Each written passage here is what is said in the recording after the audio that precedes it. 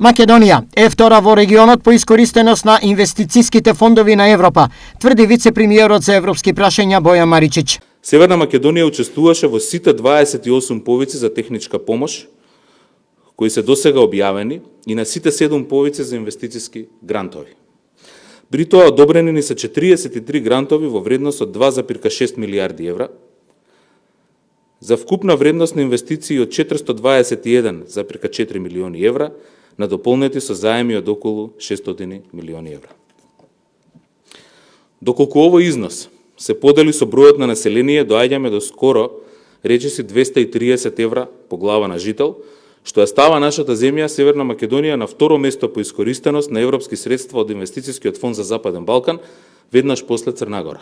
Во рамките на шестиот повик за инфраструктурни грантови, одобрени се грантови од 1,1 милиарди евра за сите 6 земји од регионот, а проектите од Македонија учествуваа со 20,5% од овој одобрен износ.